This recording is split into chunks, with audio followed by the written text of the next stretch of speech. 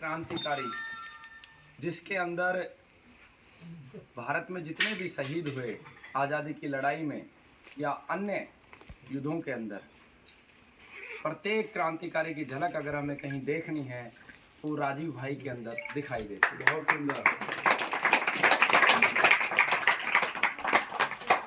जिस समय पहली बार मैंने राजीव भाई को सुना था उस समय जियो की सिम आई थी, लगभग 2014-15 का वो दौर था। और राजीव भाई के अंदर कभी मुझे नेताजी सुभाष चंद्र बोस दिखाई देते हैं, कभी चंद्रशेखर आज़ाद दिखाई देते हैं, कभी गांधी जी दिखाई देते हैं, कभी भगत सिंह दिखाई देते हैं। शायद ही इस धरा पर कोई ऐसी शख्सियत आई होगी जिसने एक साथ लगभग सभी विषयों को जाना, उनका अध्ययन किया, शोध किया और वर्तमान परिस्थिति में समाज की समस्याओं का कैसे समाधान किया जा सकता है वो समाज को उपलब्ध करवाया। मैं जो भी कुछ सीखा, जितना भी ज्ञान प्राप्त किया वो राजीव भाई से ही प्राप्त किया। उनके वाणी को सुन के, उन्हीं की वाणी से सब कुछ प्राप्त किया। और अकेला मैं ही नहीं, इस राष्ट्र में लाखों कार्यकर्ता हैं जो केवल और केवल राजीव भाई की वाणी से प्रभावित होकर निकल पड़ते हैं। जिस समय मैंने पहली बार सुना था राजीव भाई को, तो मैं गुरुकुल खोलने के लिए साबरमती गुरुकुल गया था। उसी समय 3 बच्चे मुझे मिले जो अपना घर छोड़ के आ गए थे, बीटेक कर रहे थे। तो उन तीनों बच्चों का नाम मैंने शहीद भगत सिंह, सुखदेव और राजगुरु रखा था। और वो पुणे के ही थे, आज वो बीटेक कर चुके हैं, मेरे संपर्क में हैं। तो एक ही व्यक्ति जिसने इस राष्ट्र की जो 70% पॉपुलेशन है कृषि के ऊपर निर्भर है, उसकी समस्या का समाधान कैसे किसान जो है मजबूत बन सकता है, बीमारियां जो 90% लोगों को है वो कैसे ठीक हो सकते हैं, भारत जो आर्थिक रूप से टूट चुका है, कर्जे में डूब चुका है, वो कैसे पुनः विश्वगुरु बन सकता है, कैसे अपने कर्ज से मुक्त हो सकता है, भारत जो विदेशी टेक्नोलॉजी के ऊपर डिपेंड है वो कैसे भारत अपनी स्वयं की टेक्नोलॉजी डेवलप कर सकता है। अनेकों विषय। आज हम बड़ी बड़ी बातें करते हैं, बड़े बड़े ग्रंथ हैं इस देश में, बहुत सारी पुस्तकें लिखी हैं, सबका सम्मान है, लेकिन केवल और केवल एक राजीव भाई की वाणी ऐसी थी जिसने करोड़ों कार्यकर्ताओं के अंदर देशभक्ति की वो आग भर दी, वो रोज धड़कने लगे। और उसका उदाहरण ये बहुत सारे कार्यकर्ता है। तो राजीव भाई स्वयं आज भी उनकी वाणी बीज के रूप में काम कर रही है। जहां भी जिसके भी कान में वो वाणी जाती है वहीं वो प्रज्वलित हो जाता है और अपना पथ बदल के राष्ट्र के लिए चला जाता है। इस पुस्तक का जो लेखन कार्य है, आप सबको मैं बताना चाहूँगा, इस पुस्तक का लेखन कार्य जेल के अंदर संपन्न हुआ। जेल 12 जनवरी 2023 को हमारे ऊपर 3 आरोप लगे थे और हमारा जेल जाना हुआ। और उसी दौरान मैंने सिर्फ एक ही संकल्प लिया था। जब मैं जा रहा था तो बहुत सारी वीडियो भी आपने देखे होंगे, मेरे चेहरे पे बहुत मुस्कान थी, लोगों ने कमेंट भी किया था। मैं सिर्फ एक ही संकल्प लेके जा रहा था कि जब मैं इस जेल से बाहर निकलूंगा तो मैं इतना कर दूंगा कि जिन लोगों ने मुझे जेल में डाला वो पछताएंगे। और वो मैंने किया। राजीव भाई को हर क्षण में याद करता रहा। मैंने पहले दिन अष्टवक्र गीता का अध्ययन किया। मैंने कभी इतना पढ़ा नहीं, लगभग 84 पुस्तकें पढ़ी और मैंने 7 पुस्तकें लिखी। उसमें से 6 पुस्तकें जो थी वो एक नई पद्धति जो आयुर्वेद की संतान है और वर्तमान समय में हम लोगों के लिए वो बहुत बड़ा हथियार होगी। उसका तरीका भी मैं आप सब कार्यकर्ताओं को बताऊंगा। जीवन चिकित्सा लाइफ पैथी। क्योंकि अगर हम सब कार्यकर्ताओं को चिकित्सक बनाना चाहते हैं तो उसमें सबसे बड़ी समस्या होती है कि सरकार पूछती है डिग्री। अगर हमें बीएमएस के लिए जाना है तो 20-25 लाख रुपए का बजट चाहिए। हमें एमबीबीएस के लिए जाना है तो 1 करोड़ का बजट चाहिए। होम्योपैथी, नेचुरोपैथी, कहीं भी जाए मोटा पैसा लगना है। तो मेरा जो चिंतन था वो यही था कि कैसे हम इसमें आगे बढ़ें। और बहुत अच्छा रहा कि एक धारा जो बलात्कार की लगी थी उसमें भी हम जीते। दूसरी धारा जो हमारे ऊपर लगी कि हमारे पास डिग्री नहीं है और हम दवा देते हैं, तो कानूनी प्रक्रिया के दौरान हमने सिद्ध किया कि 500 रोगियों को ठीक किया, उनकी रिपोर्ट रखी और 15 ऐसे रोगियों का बयान वहाँ पे करवाया जिनका डॉक्टरों ने जवाब दे दिया था। और उस आधार पर वो धारा वहाँ कानूनी प्रक्रिया में माना गया कि हमारा संविधान भी, मैंने कहा कि आप दिल्ली एम्स का डाटा निकलवाइए, एनआईए जयपुर का निकलवाइए और देश में जितने भी संस्थान चल रहे हैं उनका डाटा निकलवाइए कि उन्होंने कितने रोगियों को ठीक किया है कैंसर की बात। तो उन्होंने माना कि हाँ वास्तव में। और सबसे बड़ी बात ये थी कि जब हम उन वैद्यों के सामने मेरे जो बीएमएस डॉक्टर भी मैंने रखा हुआ था उसको भी प्रेजेंट किया, लेकिन उन्होंने सब चीज़ों को रिजेक्ट कर दिया, क्योंकि जिन लोगों ने केस किया था उन्होंने इतने प्रबल उनके पास सबूत थे, उन्होंने मेरी दवा लिखते हुए की रिकॉर्डिंग, उन्होंने मेरे पर्चे पे सिग्नेचर, और डॉक्टर जो बगल में बैठा हुआ था उन्होंने ये भी मेरे को बोला कि देखो आपका डॉक्टर तो ऐसे बैठा है कि इसे तो कुछ पता ही नहीं है। तो मैंने यही आर्गुमेंट दिया कि आयुर्वेद की जो दवा हम लिखते हैं, ये डॉक्टर जी लिखते हैं जो बीएमएस डॉक्टर है, और जो जीवन चिकित्सा की दवा है ये सारी मैंने जीवन चिकित्सा की दवा लिखी है, और हमारी पद्धति नहीं है लेकिन रिकॉग्नाइज नहीं है। और दुनिया में जब भी कोई पत्ती होती है तो मान्यता प्राप्त नहीं होती है, उसको मान्यता लेने में सालों लग जाते हैं। होम्योपैथी जिन्होंने बनाई उनके जीवन काल में भी मान्यता नहीं मिल पाई थी, तो समय लगेगा, लेकिन हमने ये की बात बोली कि हमारे परिणाम देखिए। और मैंने उनको ये भी बोला कि आप पूरे भारत से मैंने 20,000 कैंसर रोगियों को दवा दी है, सभी को नहीं बचा पाया, एक सिंगल रोगी आप दिखा दो जिसने मेरी शिकायत की है, क्योंकि वो रोगी मेरे परिवार का हिस्सा था, वो शिकायत कर ही नहीं सकते। तो उस आधार पर उन्होंने ये धारा भी हम जीते, और इसका अब जीवन चिकित्सा पत्ती का रजिस्ट्रेशन हमने ले लिया है। माँ गंगा के किनारे हरिद्वार में इसका कार्यालय बन गया है, और बहुत जल्द आप सबको आमंत्रित भी करेंगे। गंगा जी के किनारे एक सौपन है, भाई राजीव दीक्षित जी का घाट बने, और शायद ईश्वर की कृपा से, प्रकृति माँ की कृपा से बनेगा। बहुत सुंदर। जहाँ पर राजीव भाई का अंतिम संस्कार किया था कनखल में, वहाँ मैं लगभग 6 से 7 बार मदन भाई गया उन लोगों की कमेटी के पास कि मुझे सिर्फ यहाँ पे एक कमरे जितनी जगह दे दो, मुझे कोई डॉक्यूमेंट नहीं चाहिए, यहाँ एक हमें म्यूजियम टाइप क्रिएट करना है, बट उन्होंने स्वीकृति नहीं दी। हम वहाँ पे यात्रा भी लेके गए, पेड़ लगाते हुए गुरुकुल के विद्यार्थी, उस जगह पे हमने बरगद और पीपल के पेड़ भी लगाए।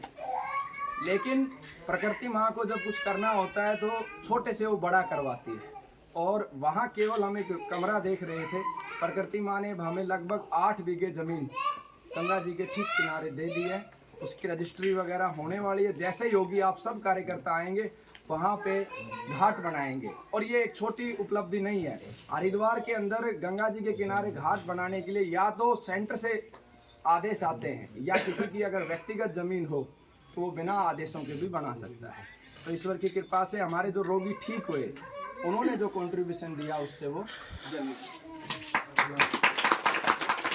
इस पुस्तक को लिखने के पीछे जेल में सबसे बड़ा कारण ये था कि मेरे जेल जाने से 1 वर्ष पहले मुझे आभास हो गया था कि मेरे साथ कुछ ना कुछ दुर्घटना होगी। तो इसका पहला वर्जन मैंने 30 नवंबर को, पिछले 30 नवंबर को हरिद्वार में लॉन्च किया था, जिसमें उत्तराखंड आयुर्वेद विश्वविद्यालय के वीसी डॉक्टर सुनील जोशी जी वो भी थे, गुरुकुल कांगड़ी विश्वविद्यालय के वीसी भी थे, और हमारे यहाँ भारतीय जनता पार्टी के हरियाणा के जो अध्यक्ष, पूर्व अध्यक्ष रामविलास शर्मा जी भी थे, और बहुत सारे संतगण थे।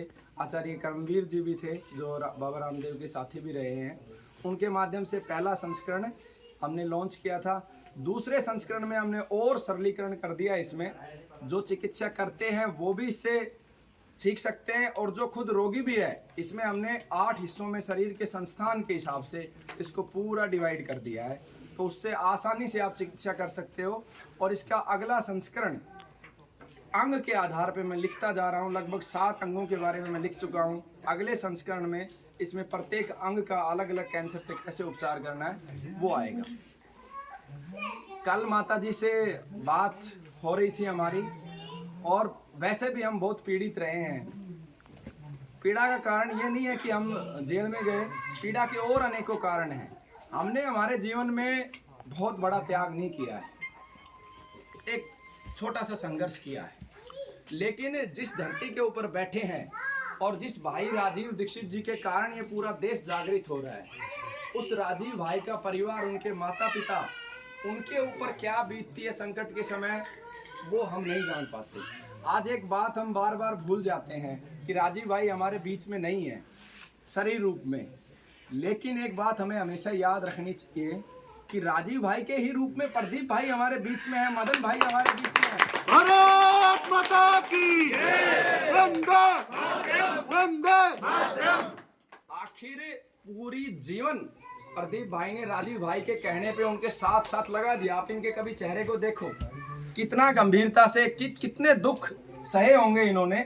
जवान भाई चला गया घर से, माँ माँ बाबा पे क्या बीतती होगी। और जब प्रदीप भाई पे संकट आया तो उस समय मैं भी बहुत मेंटली डिस्टर्ब था। पिछले 6 महीने मैं भी डिप्रेशन में ही रहा हूँ। सिर्फ सुबह से उठ के खाना और सो जाना, उसके अलावा मैं बहुत ज़्यादा कुछ नहीं कर पा रहा था। क्योंकि जब मैं केस जीता उसके बाद मैं खड़ा हुआ हूँ। तो उस दौरान मैंने बहुत सारे लोगों को देखा, स्वार्थी लोगों को, जिन्होंने प्रदीप भाई के बारे में और इतनी छोटी छोटी बातें की। मेरा मन बहुत व्यथित हुआ, मेरा कई बार मैं आक्रोशित हो जाता हूँ। लेकिन मैं आप सबको एक बात कहना चाहता हूँ। राजीव भाई ने एक छोटी सी वीडियो मैंने देखी थी जिसमें राजीव भाई की आंखों में आंसू आ गए थे। वो तात्या टोपा के बारे में बता रहे थे। लेकिन आज जब इस परिवार के बारे में कोई कहता है तो हम लोगों को ढाल बन के खड़ा हो जाना चाहिए और एक एक व्यक्ति को जवाब देना चाहिए। क्योंकि आज राजीव भाई की भी तो आत्मा रोती होगी, तो ये भी तो क्रांतिकारियों का परिवार है। इससे बड़ा क्रांतिकारी आजादी के बाद भला हुआ कौन है। राजीव भाई कमाना चाहते, जो लोग पैसे की बात करते हैं, अगर राजीव भाई कमाना चाहते तो क्या नहीं कमा सकते थे। और प्रदीप भाई का भी अगर कमाना चाहते तो क्या नहीं कमा सकते थे। क्या इस राजीव भाई के ब्रांड को खरीदने वालों की कमी है क्या इस देश में। लेकिन प्रदीप भाई ने राजीव भाई के संकल्प को आगे बढ़ाया है। और मेरी आप सब कार्यकर्ताओं से एक ही प्रार्थना है कि हमारे लिए इस समय प्रदीप भाई ही राजीव भाई है, मदन भाई, ये सब हमारे लिए भाई राजीव दीक्षित है। अगर हम एकजुट होके छोटे छोटे संकल्प लेके आगे बढ़ जाएं तो निश्चित रूप से हम कर पाएंगे। मदन भाई ने एक बात बोली, बहुत अच्छी बात थी कि स्वदेशी दिवस मनाया जाए, सरकार घोषित करे। इस कड़ी में मैं आप सब से, बाबूजी से, माताजी से, प्रदीप भाई से और मदन भाई से अनुमति चाहता हूँ। मेरी एक इच्छा ये है कि आप सब सहयोग करो, आपके मार्गदर्शन में ये कार्य हो कि हम रामलीला मैदान में एक कार्यक्रम आयोजित करें। और उस कार्यक्रम के अंदर मेरे 10 बिंदु हैं। एक बिंदु उसमें ये, जो पहला बिंदु है कि भाई राजीव दीक्षित जी को भारत रत्न दिया जाए। बहुत बढ़िया। इसके पीछे कारण है, आजादी होने से लेकर आज तक जितने भी लोगों को भारत रत्न दिया गया है, उन्होंने जो जो कार्य किए वो सब कार्य अकेले भाई राजीव दीक्षित जी ने किए हैं। चाहे राजनीति का जागरण हो, चाहे स्वदेशी की बात हो, चाहे कृषि की बात हो, चाहे विज्ञान की बात हो, चरित्र की बात हो, राष्ट्र के युवकों को देशभक्ति की बात हो, मनुष्य को प्रकृति के साथ जोड़ने की बात हो, और जिस गौ माता को राष्ट्र माता के लिए हम कहते हैं, उस गौ माता के पूरे विज्ञान को सरल रूप से 10 साल का बच्चा भी समझ सके, वो भी उन्होंने दिया है।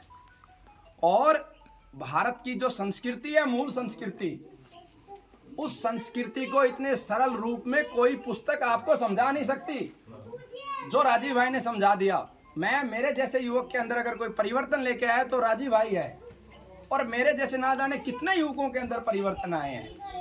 तो ये एक मेरी इच्छा है, उसमें हम रामलीला मैदान में प्रोग्राम रखेंगे, उसमें भारत रत्न की भी मांग करेंगे और 30 नवंबर को स्वदेशी दिवस घोषित करने की भी मांग करेंगे।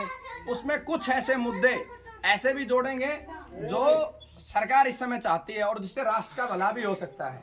जैसे जनसंख्या नियंत्रण, कुछ चीज़ों में हमें आचार्य चाणक्य को भी फॉलो करना चाहिए। जनसंख्या नियंत्रण से भी सबका भला होना है। एक देश एक कानून हो गया। और एक मुद्दा मेरे दिल का है, अगर आप सब अनुमति दो, क्योंकि जेल में 2 महीने 3 दिन जब मैं रहा, लगभग 90% बच्चे धारा 376 और पोस्को में पड़े। और मैं अपनी हृदय की गहराई से आपको बताता हूँ, वो लगभग बच्चे निर्दोष हैं। क्योंकि वो बच्चे किस तरीके से जेल में जाते हैं, जवान उम्र में या तो प्रेम कर बैठते हैं, जिसे प्रेम का रूप दो या कुछ भी रूप आप दे सकते हो, मेरे शब्दों पे ना जाए, मेरी भावनाओं को समझे, और बाद में उनके ऊपर केस हो जाते हैं। लड़कियां भी, ये कानून बनाया इसलिए गया था कि बलात्कार रुके, लेकिन कहीं ना कहीं हमारी माताएं बहनों का ही सबसे ज़्यादा अत्याचार इस कानून से होता है। मैं उदाहरण दे के बताता हूँ आपको कि जब एक निर्भया कांड से पूरे देश में इस कानून को सख्त किया गया। निर्भया कांड जो हुआ, निर्भया कांड में क्या स्थिति थी, निर्भया अपने दोस्त के साथ रात्रि में सफर कर रही थी और उसके साथ जबरन बलात्कार किया और उसके दोस्त ने अंतिम समय तक प्रयास किया उसे बचाने के लिए। लेकिन आज क्या हो रहा है इस कानून में, क्योंकि मनुष्य का स्तर इतना गिर गया है कि वो जानबूझ के FIR करता है, बेल होती नहीं है और 10, 20, 30 लाख रुपए इसी कानून के नाम पे लूट लिए जाते हैं। तो उन बच्चों को बाहर निकालने के लिए मैं सिर्फ सरकार से एक ही मांग करूंगा कि आप सीधा सीधा जब भी कोई FIR हो, लड़की का, क्योंकि हमारे यहाँ नारी को विशेष सम्मान है और माता के रूप में हम जानते हैं, महिला का चेहरा कवर करके ढक के, और पुरुष को बिल्कुल सीधा, दोनों का नार्को टेस्ट करवा लो, ब्रेन मैपिंग टेस्ट करवा लो। मैं खुद कहता हूँ कि इस कानून की मांग जिस दिन होगी लगभग 95% केस खत्म हो जाएंगे। और दूसरा इसमें मैं चाहता हूं कि ये नॉन वेलेबल हो, नॉन वेलेबल है, माफी चाहता हूं, वेलेबल हो। ये नॉन वेलेबल होने की वजह से सबसे ज्यादा ये पैसे का व्यापार चल रहा है। आज 93% इस धारा में जो केस होते हैं, मेरी माताएं बहनें यहाँ पे बैठी हैं, 93% केसेज में लड़का जीतता है। और एक और बात बता दूं, मैंने इस पर बहुत गौर अध्ययन किया, इस पर मेरी एक पुस्तक भी आएगी बहुत जल्द। लगभग 85% केसेज में बहनें जो होती हैं, जो आरोप लगाती हैं, वो अपने बयान बदल देती हैं। वो बयान क्यों बदले जाते हैं कि इसी दौरान पैसे का खेल चलता है और उस परिवार से पैसा लिया जाता है। तो एक ये विषय है। तो ऐसे करके 10 विषयों के साथ हम जाना चाहते हैं। और रामलीला मैदान आप सब अनुमति देंगे तो निश्चित रूप से ये कार्य करेंगे। और इसी कड़ी में क्योंकि हम महाराष्ट्र से ही मूल रूप से 14 जनवरी को मराठा शौर्य दिवस के रूप में हम पानीपत मनाते हैं। आप सबका निमंत्रण भी है, उस कार्यक्रम में भी आप सब आएँ। उसके भी कुछ इसी तरीके से विषय है, क्योंकि आज विषय अलग है, मैं ज़्यादा समय नहीं लूँगा। आप कैंसर ट्रीटमेंट के बारे में बता दीजिए। हाँ, वो ज़्यादा बस important है। एक ही मिनट, क्योंकि पीड़ा मेरे को कैंसर ने भी पीड़ा दी थी, आज ये धारा 376 ने दे दी तो रहा नहीं जाता, माफ़ी चाहूँगा भाई जी। एक और माता पिता की इच्छा मेरे सामने आई थी कि राजीव भाई का जहाँ जन्म स्थल है ना, वहाँ पे एक छोटा सा स्मारक बने। और माँ ने एक बहुत बड़ी बात बोली थी, बहुत गंभीर बात थी, कि मैं चाहती हूँ कि मेरे जीते जी जब हो जाए, है ना। तो हम लोगों का, हम कार्यकर्ताओं का क्या फ़ायदा कि हम राजीव भाई के माता पिता के मन की बात ही ना कर सके, पूरी ना कर सके। तो ये संकल्प लेके हम जाएं कि अगले कार्यक्रम में आने से पहले वहाँ सब हो जाए। एक साल बस, छोटे छोटे टारगेट उसे भविष्य में नहीं डालेंगे। और वहाँ पे जो भी ज़मीन हमें खरीदनी है, 500 गज, 1 बीघा, उस ज़मीन को खरीदने के लिए एक जिम्मेवारी आज इस कार्यक्रम से जाने से पहले भाई साहब लेंगे, अगले 1-2 महीने में करेंगे। और वहाँ पे जो अर्थव्यवस्था की दिक्कत आएगी, जो पैसे की दिक्कत आएगी, उसकी मैं पूरा भरसक प्रयास करूँगा कि जो रोगी हमारे ठीक होते हैं उसके माध्यम से उनसे हाथ जोड़ के प्रार्थना करके उस जगह को भी खरीदने का प्रयास करेंगे और वहाँ पे कुछ क्रिएट करने का भी प्रयास करेंगे। प्रयास है पूरा। लेकिन इच्छा ये है कि उससे पहले, अगले स्वदेशी दिवस से पहले ये कार्य हो जाए, है ना। और इसके लिए मैं ये भी चाहूँगा कि छोटी छोटी आहुति भले ही आज ही हम डाल के जाएं, ताकि उसका जो आगे की प्रक्रिया हो जाए।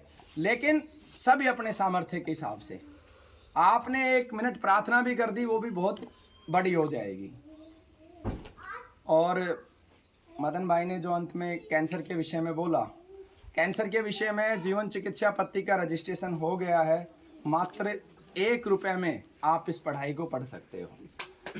मैंने इसको टुकड़ों में तोड़ा है, बहुत अलग प्रक्रिया, ज़्यादा समय नहीं लूँगा, फिर कभी विस्तार से बताऊँगा। जैसे डिप्लोमा है, शुगर का डिप्लोमा है, वो आप कर सकते हो, केवल पुस्तक के चार्जेज है। आप सॉफ्ट लोगे तो वो भी आपसे चार्जेज नहीं लिए जाएंगे, आने की भी जरूरत नहीं है, ऑनलाइन करवाएंगे। कैंसर के ऊपर डिप्लोमे है, एक पर्चा है, इस ग्रुप में ऐड करके मैं आपको दे दूँगा, उसमें आप कर सकते हो और आपको नियत्था नहीं छोड़ेंगे। इतनी भी मैं जिम्मेवारी लेता हूँ कि अगर आप नियमों का पालन करोगे और कल के ऊपर आप पे केस हुआ तो जीवन चिकित्सा जो संस्थान है, प्रदीप भाई है, हम सब आपके साथ खड़े रहेंगे, क्योंकि उसका रास्ता मेरे पास है। अगर हम शुगर के 10 भी रोगी ठीक करके दिखा देते हैं, जिस बीमारी का ट्रीटमेंट नहीं है, तो कोर्ट आपको सज़ा नहीं दे सकता है। और जो ये कानून है जिसमें ये हम बोल नहीं सकते कि शुगर ठीक होता है, इंडियन मैजिक एक्ट कुछ ऐसा है, उस कानून को भी जब 1000-2000 रोगियों का डाटा हो जाएगा, क्योंकि ये जो मेरा डाटा है 900 रोगी जो ठीक हुए हैं, इसे मैं अभी मदन भाई प्रेजेंट नहीं कर सकता, क्योंकि एलोपैथी ये मानती है कि एक बार कैंसर होने के बाद अगर लगातार 5 साल तक वो रिपीट नहीं होता है तो ठीक हुआ माना जाता है। हालांकि इस विषय में एलोपैथी सही भी है, क्योंकि कैंसर रिपीट होता है। तो 5 साल तक अगर मैं इनको मेंटेन कर पाया तो निश्चित रूप से उस एक्ट को भी हम बदल सकते हैं। तो आप सबका स्वागत है। कोई बात अगर बुरी लगी हो, किसी के मन को ठेस पहुंची हो, तो मैं माफ़ी चाहता हूं। और भारत माता की भाई राजीव दीक्षित वंदे इनकलाब जिंदाबाद। बस एक अंतिम बात और, 1 सेकंड, बस 1 सेकंड। पूरा कार्यक्रम के बारे में भाई ने जो कहा कि इस काम की शुरुआत आज ही करें, मैं 5000 रुपये देकर इस कार्यक्रम में बना देता हूँ। बहुत सुंदर। और 5100 रुपये गुरुकुल की तरफ से मैं भेंट करूंगा इस कार्यक्रम के लिए प्रदीप भाई को। वो कहाँ है? सत्य प्रकाश जी सत्य प्रकाश जी, मैं आपको कहना चाहता हूँ, ये लीजिए आप, वो ये कहना चाहता हूँ कि देखो इस समय अर्थ के बगैर कुछ नहीं हो सकता। हम कुछ नहीं कर पा रहे तो उसका कारण अर्थ है, और आप सब कार्यकर्ता मिलके इस संस्थान की अर्थव्यवस्था को मजबूत बना सकते हो। और उसका मजबूत बनाने का तरीका क्या है? जैसे पतंजलि एक ब्रांड है, आप समझने की कोशिश कीजिए। आज पतंजलि यूनिवर्सिटी बना रहा है, आज पतंजलि कुछ भी कर सकता है, वो एक ब्रांड है। इसी तरीके से वाघभट हमारा ब्रांड है। हम लोगों के मन में ये भावना अगर जागृत हो जाए कि वाघभट के ही उत्पाद हम यूज करेंगे, और एक संकल्प आज हम लेके जाएं स्वदेशी दिवस पे कि मैं एक स्टोर अपने क्षेत्र में, मेरे से संभव होगा तो मेरे से नहीं, जो आर्थिक रूप से संपन्न है उसको मोटिवेट करवा के जरूर खुलवाऊंगा ताकि मैं वहां से सामान ले सकूं। सही कहा, सही ये आप एक चीज, लोगों ने कमेंट तो कर दिए प्रदीप भाई पे, लेकिन प्रदीप भाई ने क्या किया? प्रदीप भाई ने तो राजीव भाई के कार्य को आगे बढ़ाने के लिए, क्योंकि अर्थ था नहीं कोरोना से पहले, उस कार्य को आगे बढ़ाने के लिए फंड ही तो लिया था, कोई घर के लिए थोड़ी ना लिया था, ताकि ये कार्य आगे बढ़े। अब वो कोरोना में फेल हो गए तो प्रदीप भाई क्या कर सकते हैं? तो ये हम सबका दायित्व है कि प्रदीप भाई पे दोबारा ऐसा ना आए।